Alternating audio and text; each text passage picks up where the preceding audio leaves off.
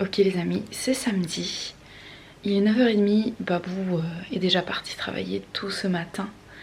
Et les filles dorment toujours. Voilà, c'est très bizarre.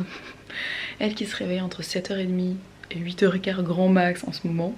9h30, elles sont toujours en train de dormir. Je suis choquée. Donc j'ai déjà préparé leur bibi. Je suis en train de commencer à préparer mon petit déj. Je parle. Et j'entends rien dans leur chambre. Elles dorment. Voilà. Si seulement ça pouvait être tous les jours comme ça. Mais non. Les filles sont réveillées. Elles se sont réveillées genre franchement à 10h moins le quart. C'est trop drôle. Et elles ont pris leur petit déj. Je les ai habillées et tout. Et là j'étais en train de regarder le temps dehors. Il fait super beau. Il a l'air de faire chaud. Et ce qui me fait dire ça, c'est papy. Parce que c'est vraiment trop drôle. Pour l'instant, vu que c'était l'hiver, qu'il faisait frais et tout, et ben lui il se mettait là où il y avait du soleil quoi, il prenait le soleil et là il cherche l'ombre et il est parti à l'ombre. Ça me fait trop rire. Ça prouve vraiment que là le soleil commence à taper de plus en plus fort. C'est le retour des beaux jours. Voilà, donc je pense que dans la journée on ira peut-être faire un petit tour dehors avec les filles pour profiter du beau temps. À moins qu'il y ait trop de vent, je ne sais pas, faudra que je guette ça. Mais la journée s'annonce belle et ça se fait plaisir. Donc maintenant que les filles sont prêtes, c'est peut-être moi qui vais aller me préparer un petit peu. Je vais pas rester en pige toute la journée. Babou doit être en train de s'attaquer au montage. Tranquille, enfin tranquille, je sais pas.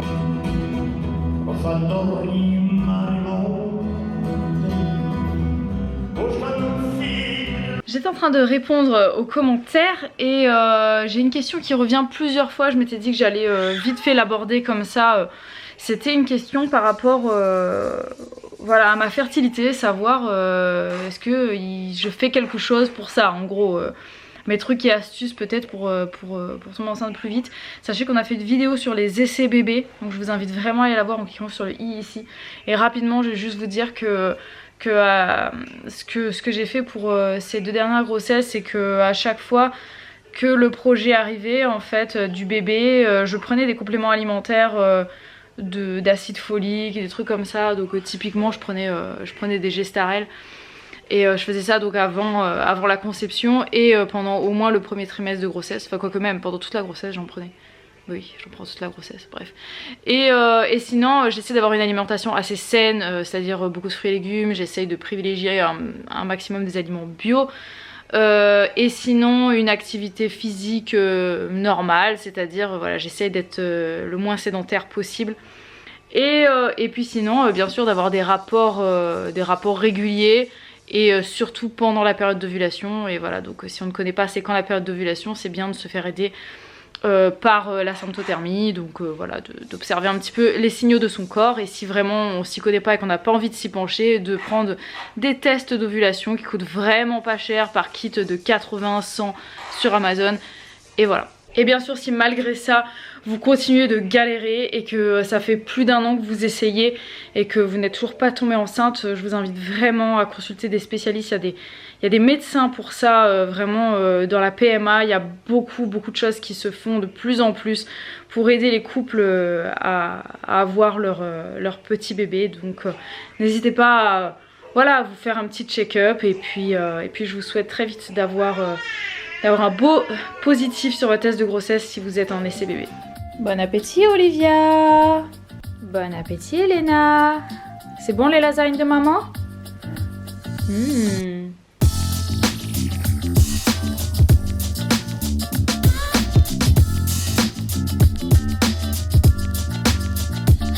Je suis en train de continuer de répondre un peu aux commentaires juste avant la sieste des filles.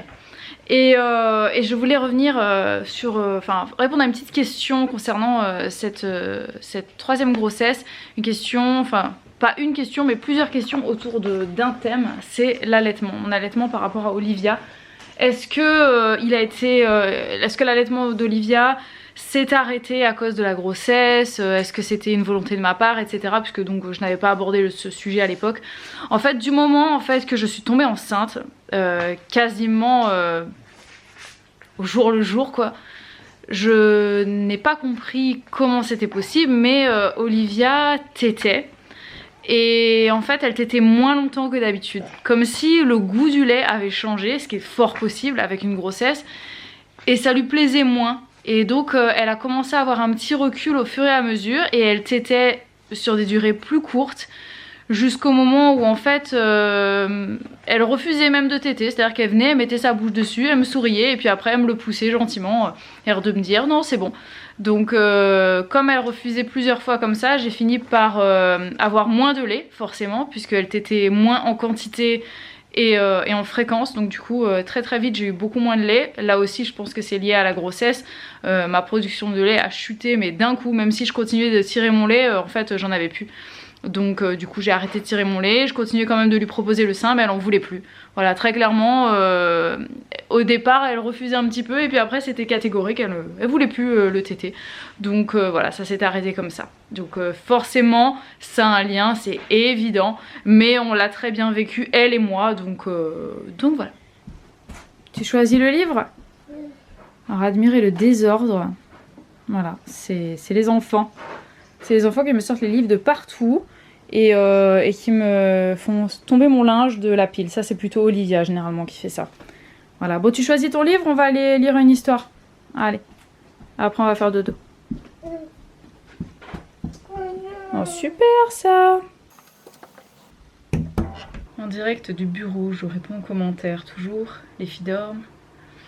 Et je tenais à réagir à un petit truc, c'est que je suis totalement affligée par les commentaires de certaines personnes concernant cette troisième grossesse. En fait je suis choquée, mais vraiment.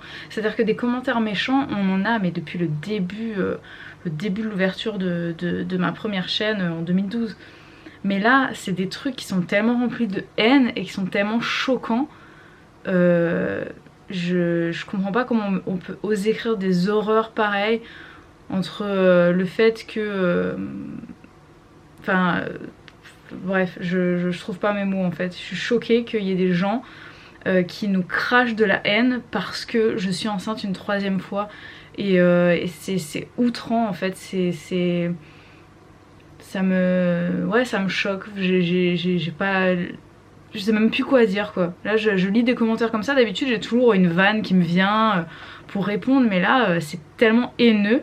Entre le fait qu'on va me dire que faire des enfants c'est parce que c'est un business, que je fais des enfants parce que j'ai pas eu d'amour, c'est triste, je fais des enfants parce que j'ai pas eu d'amour quand j'étais plus jeune, et du coup j'ai un besoin d'enfanter et d'enchaîner les bébés, et c'est d'une tristesse. Voilà, je reçois des commentaires comme ça, et comment vous dire, quand tu fais un enfant c'est pour la vie en fait, tu l'auras jusqu'à la fin de tes jours. Et YouTube, peu importe le métier que tu as, c'est éphémère, c'est quelque chose qui peut s'arrêter du jour au lendemain. Les enfants ils seront toujours là, tu devras toujours les assumer et t'en occuper. Donc je pense que honnêtement, mais il n'y a personne qui fait un enfant pour son business. Enfin ça n'existe pas, c'est pas normal. Et je comprends pas qu'on puisse penser ça. Ouais, c'est que t'as pas d'enfant quand tu penses des trucs comme ça, je pense. Bon, tout ça, ça m'a saoulée. Honnêtement, ça m'a saoulée. Je vais arrêter de répondre aux commentaires aujourd'hui. Voilà, c'est simple. Je suis désolée pour les autres. Mais là, je ferme tout. C'est en train de me gaver en fait. Hier, j'ai fait des petits pancakes à la banane. Alors, j'ai appelé ça beignet banane sur Instagram. D'ailleurs, je vous avais donné la recette. Peut-être que je mettrai la recette dans mon truc à la une sur mon compte. Elena, elle fait de l'escalade pour attraper ses bouquins. Ouais, donc j'avais appelé ça beignet banane, puisque à la Réunion, en fait c'est la même recette que les beignets qu'on fait à la Réunion, mais sauf que normalement on les fait frire dans l'huile, et moi je les ai cuits comme des pancakes. Donc oui, c'est des pancakes à la banane. Et les filles ont adoré ça. Voilà, donc on a terminé le goûter, ça fait un petit moment maintenant. Les filles sont en train de jouer, je pense que bientôt ça va être l'heure du concert pour Babou, j'imagine, je pense. Et nous on va doucement préparer le repas. Mais non, le concert c'est pas maintenant. Je sais même pas à quelle heure son concert. Je sais pas. Je voulais vous dire que il y a pas longtemps, dans quelques vlogs, j'étais en train de vous raconter que Olivia n'a plus intérêt, elle a plus envie Ok, 30 secondes. Allez, vas-y, fais-le. Oh là là là là. Elle n'a plus d'intérêt pour se remettre debout. Elle le faisait beaucoup avant et à partir du moment où elle s'est mise à gambader à quatre pattes, en fait, elle voulait plus se mettre debout. Et en fait, elle a recommencé. Voilà. Là, clairement, en fait, elle passe son temps à vouloir me tendre les mains pour se mettre debout et marcher quand je lui tiens les mains. Voilà, c'est revenu. C'est revenu.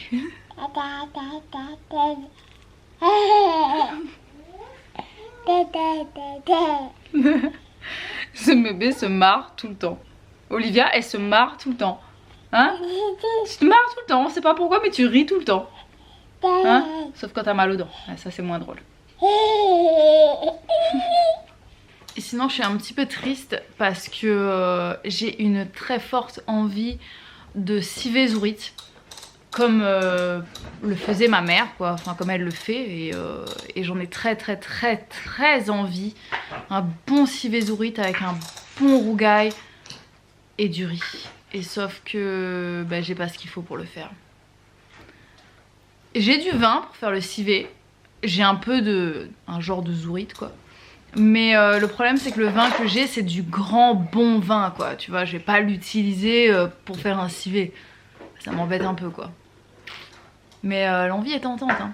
Je vous dis, j'ai très envie de civet Zourit là. Donc je pense que je vais peut-être le faire.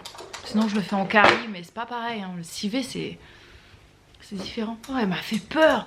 Je l'ai vu passer comme ça dans le retour alors que j'avais pas fait attention. Elena, mais t'es en train de sortir tous tes jouets là. C'est un à la fois, tu fais pas tout en même temps.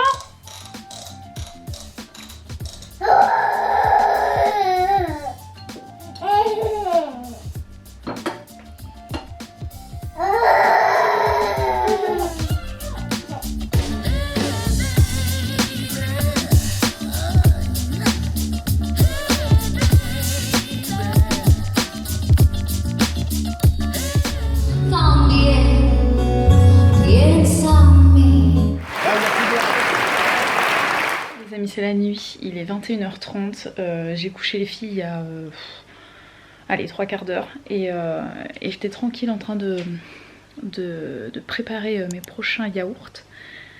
Et là, qu'est-ce que j'entends? J'entends ça dans la chambre des filles. Voilà, donc je rentre dans la chambre, Elena avait allumé la lumière. Pas la grosse heureusement, mais elle avait allumé la lampe de chevet, genre normal. Elle est en train d'écouter sa musique dans son lit, Olivia en train de dormir à côté. Voilà, donc je lui ai gentiment dit d'éteindre la lumière. J'ai pris son jeu et je lui ai dit d'aller se coucher. Espérons que ça va pas durer trop longtemps. En tout cas, moi je vous dis, ici s'achève ce vlog. Je pense que Babou est actuellement en plein concert, puisqu'il est 21h20.